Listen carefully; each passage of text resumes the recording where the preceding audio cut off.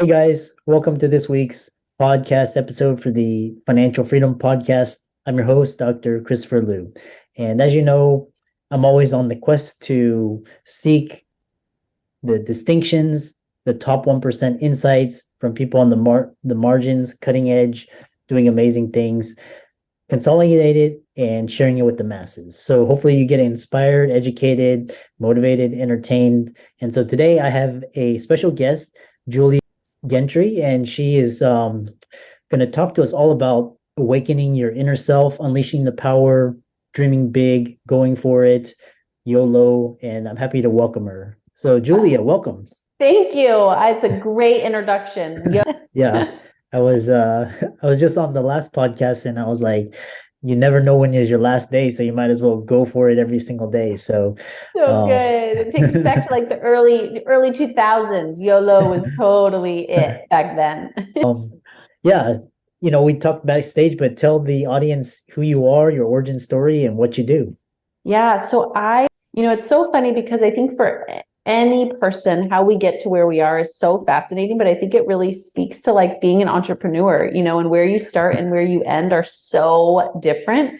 Where I started was in real estate investing. I think truly only because I was crazy enough to marry an entrepreneur. I don't know at that time that I was still in my box of control and routine, and it needed to look the right way and sound the right way and what everybody else was doing, and you get the good grades and you do all the things. And so I was very much this rule follower who happened to fall in love with someone who liked making his own rules, really, and so we got into real estate. We were very successful early on, and within a couple of years, we specialized in short sales. Truly, I mean, we bought and sold millions of dollars worth of real estate in 2008 because we specialized in short sales. So we hit the market spot on, solved a huge need in the market. However, 2 years later, we ended up $100,000 in debt living in my mom's basement. And so for me, that was such a pivotal time in my journey because I realized that there's more to making business than just making money. It's one thing to make it, it's another to keep it. It's one thing to get married, it's another to stay married. It's like there's this law of sustainability that was such a huge time in our life at that point. But it led me to business coaching. So I had the opportunity to lead some mastermind groups and led some of the fastest growing mastermind groups in Denver. Teaching process mapping, strategic planning. I mean, a lot of the things that helped me be successful and all of the things that helped me fail miserably. I was giving back to ensure that people learned the lessons that I learned, in a simpler fashion. But that's where this journey of where I am today started, because at that time, that's where I learned about the gap. And the gap is the difference between here's what I have and here's what I want. Here's where I am, and here's where I want to be. And a lot of us think we can Google 1, 2, 3-step guides, and we can hire another coach, and we can do another thing. And I started to recognize that it's almost like the more we Google, the less we know. And so that's where I started doing mindset, heart set, growth coaching, which led me to today, which led me to writing the book and actually helping people bridge the gap, unlock the dreams, get rid of the limiting beliefs, like get their mindset, heart set, skill set right to actually do the things that they want to be doing. And very inspiring story. And so, we can, so we're, during we're in a downturn now.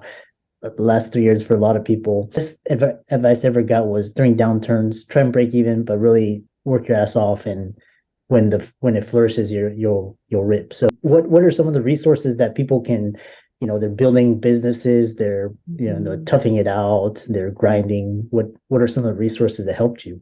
Yeah, I mean, I think again, I have trained myself, right? I think, let me say it this way first. First and foremost, what we have to understand about being incredible people who want to accomplish our dreams is that growth is not just about learning another skill. It's about unlearning, right? Mark Twain says, it's not what I know that hurts me. It's what I think I know that just isn't so. So for me, mindset, heart set, skill set is crazy important because skill set with the wrong mindset all day long won't work. Ask me how I know. I mean, I work with thousands of people. I mean, I even work with extremely successful people. They make anywhere from $10 to $50 million a year who even have the quote unquote right skill set, but their mindset and heart set, right, is not in alignment, and it's keeping them stuck, right, in other areas of their life, right, or taking it and scaling even more growth. And so I'm fascinated around mindset, heart set. So what I would tell people in any market, right, and what's helped us be successful is generally the people who are the most successful, number one, have the right mindset. Number two, they have the right heart set. And number three, they generally do the opposite of the general population, right? Like they go the other way, right? So when everyone else is buying, you should be selling. When everybody else is selling, you should be buying, right? Like, so I think that what's really fascinating and why I wrote this book too, is this book is about, it's not hard to recognize what's going on around me. Anyone can do that. Look at the news, social media, right? I have to actually have a dream that's big enough on the inside of me that I know how to pull that out in the world around me. Therefore, I'm not here to ask the world to give me something it was never designed to give me. I have to be so committed and convicted to the dream, to the thing I see on the inside of me, that the world will see it once I create it. And am I willing, bold enough, crazy enough to build it before you do?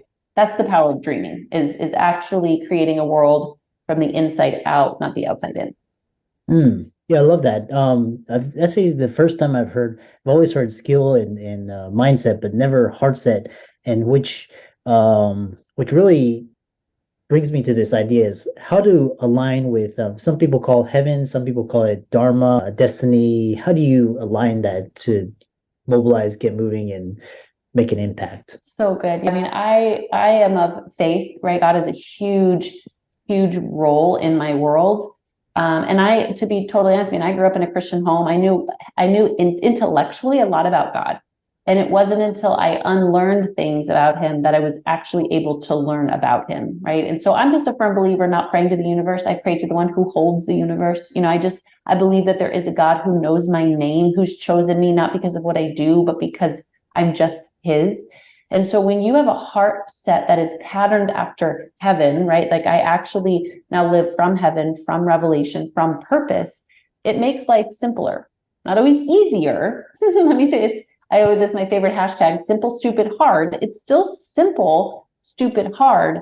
But when I understand that and my heart isn't defensive or discouraged or disappointed or shut down or numb or removed or all the things that tend to happen in our journeys here on life, is that when I have the right heart set and the right mindset, then the skill set is almost a natural byproduct, right? It's a byproduct of who I have become as opposed to me trying to force it.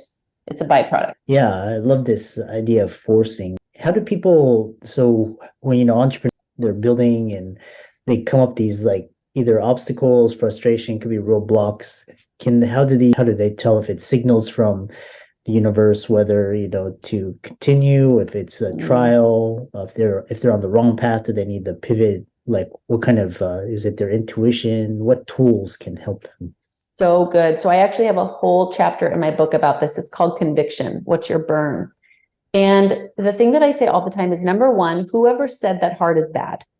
A lot of us, I think we live in a world right now that tells us that hard is bad, right? We get a little bit of resistance and, oh my gosh, I'm doing the wrong thing. Or, we start a business and nobody buys it. And we're like, see, I told you it's not going to work. Or, I go into real estate in 2008 and then the market shuts down. And you're like, I easily could have said, oh my gosh, this is the wrong time and the wrong place and this is impossible. Well, either you think you can and you're right, or you think you can't and you're right. Okay. So I think that part of what I talk about in my book is our limiting beliefs and our desires to be right as people. And so I will find whatever I want to be true, I'll find it to be true. Now, on top of that is that whoever said hard is bad doesn't understand the law of labor, which basically means like if you and I go into the gym and I say to you, hey, Christopher, I want to be fit. You're going to go, great. Like, right. You're going to go, hey, God, I want to be more patient. Hey, God, I want blessings. Like, hey, Christopher, I want to be stronger. What are you going to do? You're going to tell me to give you 100 push-ups. And then I'm going to look at you and go, why? Did I do something wrong? Am I bad? Why would I do that? That hurts. I don't like it. God, why are you giving me this obstacle? Why are they saying no? Why? On all of a sudden, like if I'm Christopher or God, I'm like, what do you want? Like you said you wanted to be strong. You have to do push-ups. You have to feel the burn. You have to lift till failure. So I think a lot of times we're looking at these obstacles as that this is breaking me, when the reality is it's there to make you. It's there to refine you. It's there to ask you, what do you really believe? Do you really believe in this business, or just on a good day? Like, do you really want to be married, or do you just like the idea of being married? Like, do you really want to understand how to build wealth, or do you just want to make a lot of money and spend a lot of money? Because those are two totally different mindsets. And so for me, a lot of times, this again is more around a mindset of someone of, what if every moment is just asking you, what do you believe? Do you believe in your business? Do you believe in the long-term game? Like, we say we believe all these things, and I think that the world is just giving us an opportunity to live till failure, to feel the burn a little bit, right? That's my belief on it. So ultimately, if someone's like, well, I don't believe, well, then get out of the business. Well, it's not what I really want. Well, then stop. Like, nobody says you have to keep doing it, but if you're going to keep doing it, then you are not crazy in being, you're not, I should say, you're not the only one who's going to have resistance, and the resistance isn't bad. Yeah, I love that. No, it's like, it's how you perceive, and it's how you, and anything with when you're trying to make an impact, go against the grain, or become an entrepreneur. It's one of the most rewarding, but it's also extreme. It's a lot of hard work, and it's not easy. It's really, that's why 95+% quit. One thing is that so you talk about faith, and we're not here to promote anything, but you have when do they, so for example, they get jaded, they get cynical, they become victim, they have a hard time trusting people when life is hard. What do you tell people going through that? Huge. I love that you're saying this. We actually just, on our YouTube channel, one of our weekly lessons is all around disappointment, specifically because the number one killer to any dream is disappointment, right? But if you think about this, because disappointment, right, it does hurt. If I have wanted a business and it's failed, if I have lost all my money, I talk to a lot of people who want babies and can't have babies. They want a family and they've been divorced, like they've started a business and lost the business. Like, there's tons of room for disappointment. And then generally what we do, to your point, is we blame, shame, guilt ourselves, God, and other people, and then we shut down. And now here's the tricky part, Christopher. Instead of healing, which is the only way I heal is if I'm willing to break, I patch it up, pretend like I'm fine. And then what I'm doing is I'm actually making decisions only based upon my past. So now I'm looking at my future, which is endless possibilities. Nobody's written the future, right? Like, now it's a white slate. But what I'm doing is I'm looking at the past and the time that I was rejected, let down, God didn't answer me, right? I don't have money in the bank. You name it, we all have it. I'm taking that and I'm throwing it on my future over and over and over again. And so for me, I tenderly will kind of get real close with people, and I will say, honey, you have to heal. Me too. My disappointment is miles deep, right? I have a lot, just like anyone does. I got to heal. Second to that is then I'm going to have to surrender the pain so I can find my greatest place of purpose. I'm going to actually have to go deeper, not my brain. My brain only keeps me here based upon where I've been. Your heart, intuition, God's voice, your dreams and visions come from a much deeper place that your brain's never been. This is why we need dreamers in the years to come, because we need people who are willing, bold enough, crazy enough to build a new world, not based upon what they see with their eyes, but what they see with their dreams. Just because we don't see it doesn't mean we can't create it. Just because we don't have it doesn't mean we can't make it. Just because we've been hurt 1 or 1,000 times doesn't mean on the 1,001 time that puppy's going to work, so I think it's a little bit of this. We need to heal. You need the grace and the space to heal, and you need a good kick in the butt to go, we need you in the game. Like, the world needs your dreams. Get in the game, dream again. What do you got to lose? Yeah. You have nothing to lose. And, the worst thing is, regret. And then, one thing you talk about tools in your book, and it was really interesting because I was listening to this one podcast the other day, and she was saying, especially the audience, they're doctors, and they've just gone through this stepwise. They never, it's basically you execute A, you get to B, it's pretty orderly. You do that, you succeed. But then they talk about, like, when you experience frustration and they don't know how to emotionally cope, which I want to expand upon. And then you also Yeah. talk about healing, which it's a, when people say heal and emotional coping, how do you explain that to people? So good. Yeah, that is it is a big topic. So how long do you have? Can we talk all day? I'll talk all day with you about this one. And here's why I don't, some of my answers, Christopher, depending upon when someone is listening to this, I don't want to undermine the levels of pain that people have felt. Me too, right? Like pain is very real. Trauma is very real. Disappointment. These are real. Okay. So real that I am such an advocate for healing because I have that in those places of pain of maybe why I turned to alcohol or why I would hide professionally. Like I was a learned hider and controller because the pain and the trauma that I had experienced was so debilitating mentally and emotionally that those were my coping mechanisms. And, my husband and I share our story around addiction in that we were more grade drinkers, which is people would have never said that we were alcoholics. I joke, I didn't drink a lot. I drank often, like on a Monday and Friday, it's Wednesday and it's 4:00 somewhere, but I was hiding, I was hiding from pain. I was hiding from my dreams. I was hiding and it worked so well that I kept doing it, right? Like it kept feeding my need to hide. But where I wanted to find myself, I was losing myself. And so for most people, when you're in a place of pain, what we're doing is we're turning to the food, the alcohol, work, bad relationships. Where we're trying to find ourselves, we're actually losing ourselves. So healing, by my definition, is actually going to the source where you could be healed. It's God. I call him God. God can actually heal those places. And I could actually get from him and even from myself what alcohol, food, sugar, you name it, can't give me. So generally what we're asking from those things is I need comfort, or I need someone to defend me, or I just need a time out, or I need to rest, or I need to relax. Well, what if I got those in a healthy way?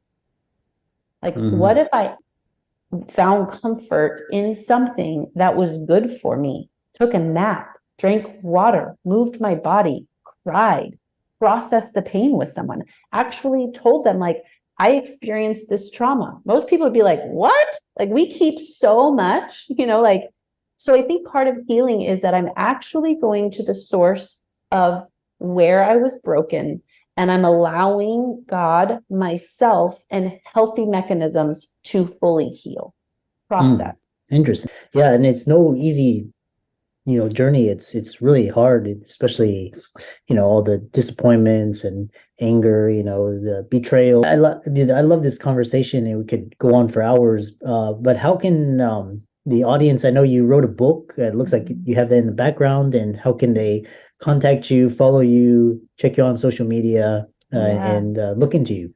And it's just so everyone knows, they're like, wow, this is deep stuff. I love this, Christopher. And here's why, like, moms run for me at the playground because they're like, Julia's coming. Like, she doesn't talk about the weather. She doesn't care about the stock market or the news. Like, this woman, like, wants to know how's your heart. And then, like, she means it. I love that we're doing this.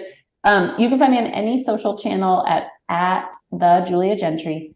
And then we have an incredible resource and mastermind group where we actually give people these tools, right? The tools to mentally, emotionally, and tactically bridge the gap. So we meet once a week with our mastermind group of people who go, I want more. I'm tired of hiding. I'm sick of controlling. I'm running from the addiction. I'm losing myself to work, and I'm not dreaming. I'm not alive. These people come because we are after freedom. We are after freedom in every area. And you can learn more by going to Dream. I love that. And what a fantastic way to end this conversation. Really just dreaming big and the tools to help you get there mindset. For all the audience out there, let's thank Julia for coming onto the show. Be sure to check out her book. It'll be in the links in the show notes. It's on Amazon, and all her social media handles will be there as well. And thanks so much for coming onto the show. Thanks, Christopher.